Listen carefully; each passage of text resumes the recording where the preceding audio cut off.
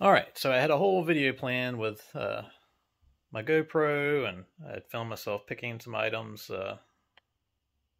with the GoPro, but the video would not upload. I've tried and tried and tried, so I'm just going to have to do a kind of a recap of what I found. I went up to the Greenwood area and met with a fellow who has a lot of military stuff. He reached out to me a couple months ago on Facebook, and I bought a lot of great things from him, and since then I've gone back a couple of times, and he kind of gets military stuff together for me that he wants to get rid of, and I look through it and buy what I can use. And this is some of the stuff I got from this last trip. Alright, again, I'm sorry I couldn't get the video of me actually picking, but we'll try it again the next time. I got some pretty good uniform items. Here's a Navy uniform. It's not super old, but it's definitely cool. It's from the USS Alamogordo. I don't know, I'm guessing 80s, 90s. Also got this great jacket, uniform jacket from a Fork Union Military Academy. Not exactly sure where that's at, but for some reason I love Military Academy uniforms and items. A naval jacket. It's not in the greatest of shape. Really, the only reason I picked it up is because of the great bullion threaded insignia on the sleeves. And this is a night camo pattern desert parka. I believe mainly from Desert Shield and Storm. These are great items that normally go fairly quickly, actually. This one unfortunately has some damage that somebody repaired using denim, but still a cool piece. And just some kind of run-of-the-mill woodland pattern. It's actually top of a chemical suit with them charcoal lined. Fortunately, the charcoal isn't active and going everywhere. I thought this was just a really cool jacket. This is a definitely vintage 80s, I'm guessing. Got the U.S. Army on the sleeves, on both. A little bit of damage, but that's expected with how old it is. And it says Alpha 31st, Death Before Dishonor on the back. Just a really neat. I'm not sure what the Alpha 31st was. If anybody knows, reach out to me and let me know, please. But that will probably be available on eBay, at the eBay store. This is a great World War II Ike jacket. I love these old Ike jackets. This has the original combat patch on it. You can see the stitching and the rank. The rank's gone from the other sleeve, but still a great piece.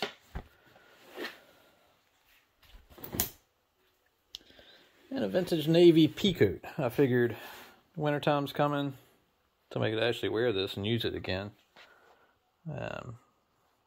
Again, not super old, but these are great jackets if you've never had one. Real thick, real warm. I know they reproduce these and try to sell them in stores.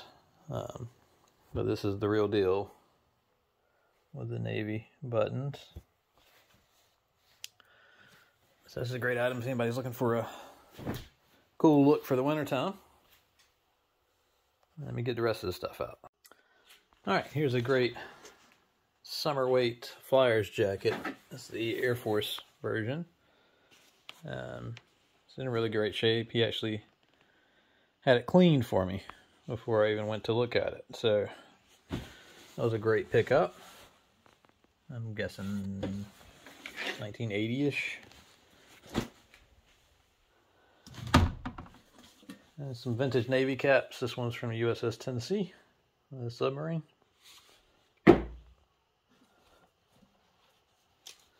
And this one's just a great 80s Navy full speed ahead cap.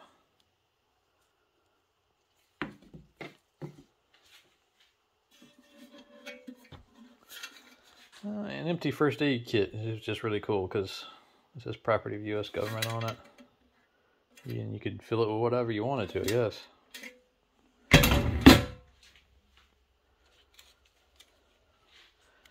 Unwrapped pack of playing cards from, I'm guessing, the Gulf War, but it could be Iraqi freedom too, I guess. Liberation of Kuwait medal from the first Gulf War. The box is in pretty rough shape, but the medal's intact, just missing the ribbon. These are really neat medals.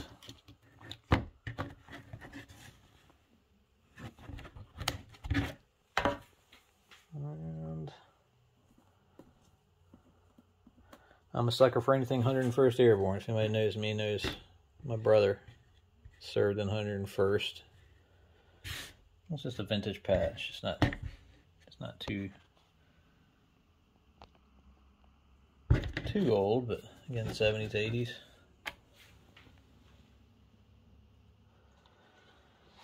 I picked up one more bayonet. I seem to have a problem with not buying bayonets, but this one is a, give me 1 second.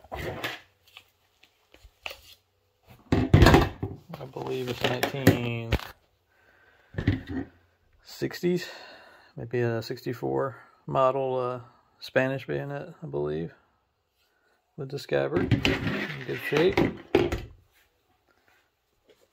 Vintage garrison cap with the old airborne patch there. Again, not super old, maybe Vietnam.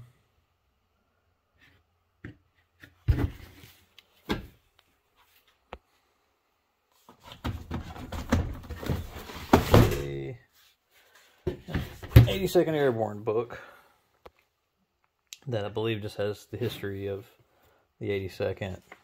I want to say mainly just World War II. Got some great shots.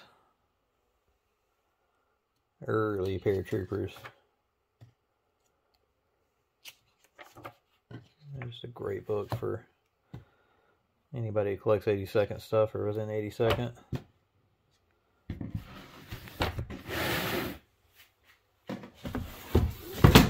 And a book on Germany. I think it's from the starts to when Hitler seized power.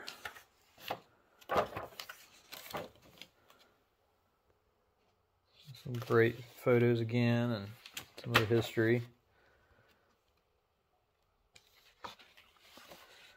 There's the evil man himself.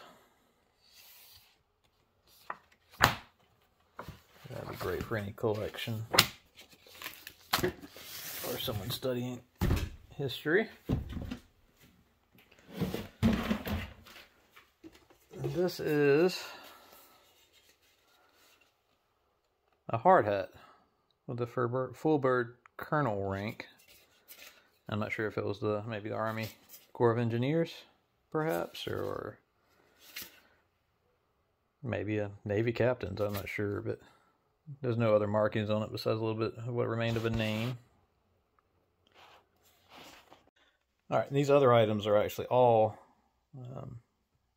from the same person. He was a lieutenant in the 101st Airborne during World War II. And it's mainly just framed items, presentation awards and stuff, but let's check them out. It's a great piece. I was actually thinking about maybe even getting to my mother if she wants it, but in honor of my brother, but it's just a stitched 101st Airborne little decoration with the blue infantry background. Let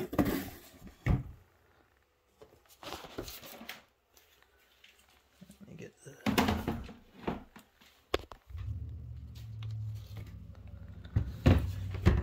this is a pretty awesome certificate signifying that the lieutenant was in combat with the 101st. And it's dated 1945 and signed by the commanding general at the time, I believe, of the 101st Airborne. I have not had anything like that before in such good shape. This is a presentation, like a letter, just to the members of the 101st on the, I think it's the 50th anniversary of the liberation of, I believe it's pronounced Eindhoven, from the Netherlands, and from the general with the Netherlands, just thanking them for liberating the area back in World War II.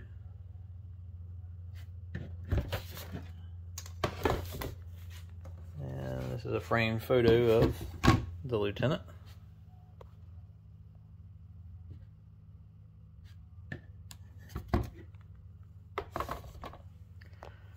And this is just a print of Douglas MacArthur. It's really nice shape. Would be great in a collection. And it's numbered and signed, number 19 of 1500, and signed by the artist. Super cool. And one last thing that really completes this collection is this yard-long photo of the lieutenant's group, or company, when they were in training in Louisiana in 1942. You can see First Lieutenant is Lighton. That is the veteran who all this grouping came from. And that's really cool.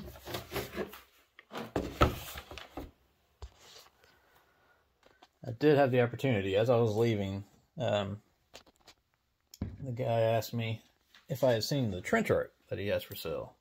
And if anybody knows me, they know I love trench art. It's one of my favorite pieces of military. So I said I had not. So I ended up making a deal to buy the trench art he had on hand. And here are those items. It's a great lighter. It's more modern. This is probably more like I say, more modern, recently made piece of trench art. In great shape. This is definitely World War II era. Let's see if I can get it in the light. It's a 40mm shell casing, hammered out to act as probably a vase. And it's dated, the shell casing itself, I believe, is 43. I don't know if you can read that. It's a souvenir.